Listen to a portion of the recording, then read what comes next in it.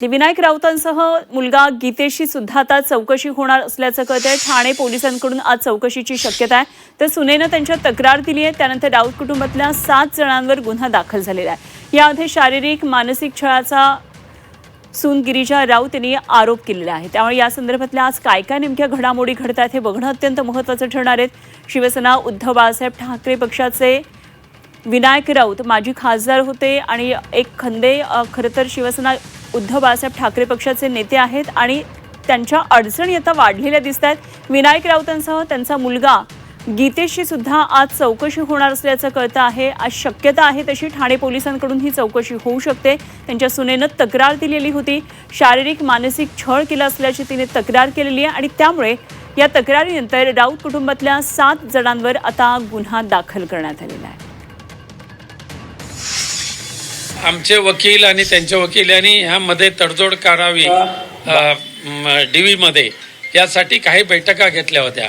पहिल्या बैठकीमध्ये तिने 5 करोड रुपये मागितले आणि 3 रूमचा घर मागितलं, 3 रूम किचन फ्लॅट, त्याचबरोबर ॲटोमॅटिक गाडी मागितली आणि तो फ्लॅटसुद्धा विथ टेरेस फ्लॅट असायला पाहिजे अशा पद्धतीची मागणी केली।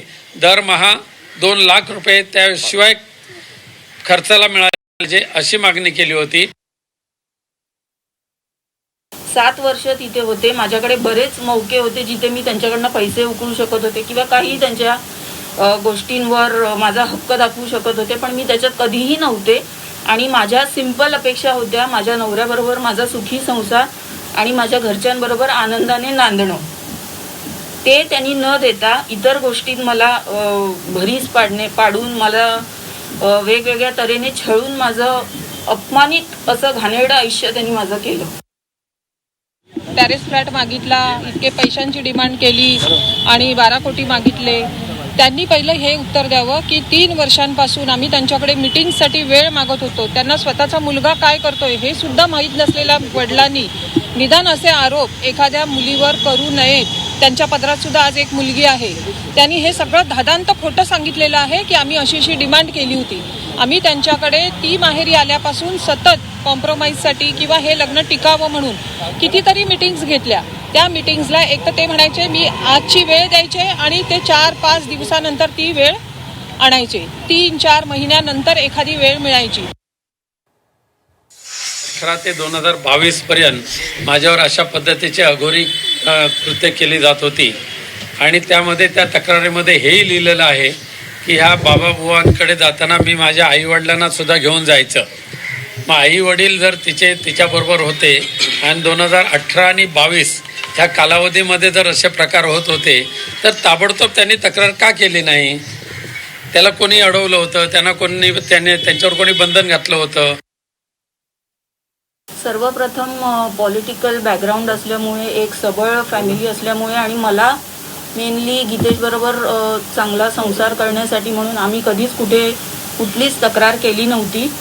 या आशेवर सगळं सहन करत गेले की आज ना उद्या परिस्थिती बदलेल आणि सगळे आनंदाने राहू, पण असं काही घडलं नाही। आणि या संदर्भात आणखी सविस्तर तपशील जाणून घेऊया। आमचे प्रतिनिधी ओम देशमुख सध्या आपल्याबरोबर जोडले गेले।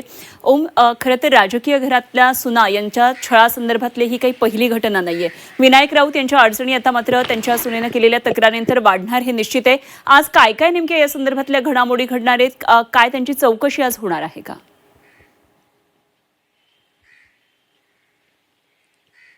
निश्चितपणे आपण जसं सांगितलं की महाराष्ट्रातल्या राजकीय घराण्यांमधल्या सुनांच्या छळांचा हा काही पहिला प्रकार नाही। यापूर्वी सुद्धा आपण नामोल्लेख टाळूयात, परंतु अनेक मोठमोठ्या घराण्यातल्या सुनांच्या अशा प्रकारे छळ झाल्याच्या बातम्या अनेक वेळेला समोर आलेल्या आहेत। विनायक राऊतांच्या संदर्भात बोलायचं झालं तर काल 2 पत्रकार परिषदा झाल्या। विनायक राऊत आणि त्यांच्या सुनेनं वेगवेगळ्या पत्रकार परिषदा घेऊन एकमेकांवर आरोप प्रत्यारोप केले।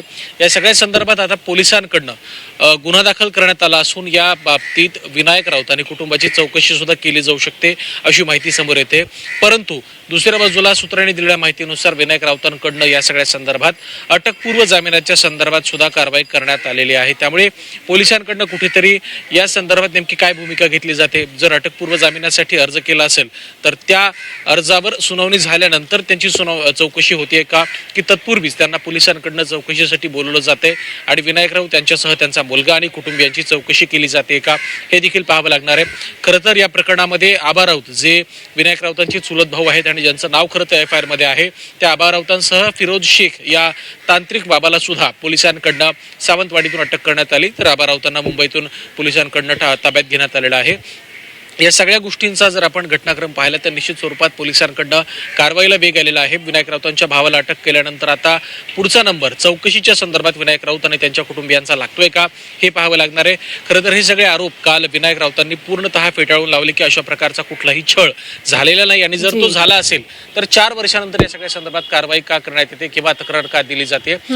दुसऱ्या बाजूला जर आपण पाहायला गेलं तर विनायक राऊत हे राजकीयदृष्ट्या खरं तर एक महत्त्वाचे नेते आहेत. त्यामुळे या प्रकरणाला राजकीय वळण सुद्धा प्राप्त होते का हे देखील पाहावं लागणार आहे. अद्याप पावेतू तरी कुठल्याही राजकीय पक्षाकडनं या संदर्भात टीका टिप्पणी झाली नसली तरी सुद्धा या प्रकरणाला राजकीय वळण देखील लागू शकतं, हे देखील महत्वाचं आहे. राजकीय दृष्ट्या विनायक राऊतांचं महत्व पाहता या सगळ्या प्रकरणात पोलीस कशा पद्धतीनं कारवाई करतायत, जी लीगल प्रोसिजर आहे ती राबवली जाते की काहीच अभय हे विनायक राऊत आणि कुटुंबियांना देऊन काही काळानंतर त्यांची चौकशी होते, हे देखील पाहणं महत्वाचं असणार आहे. मात्र तुर्तास तरी पोलिसांकडनं 2 व्यक्तींना अटक करण्यात आली असून विनायक राऊतांच्या चौकशीची सुद्धा शक्यता व्यक्त केली जाते.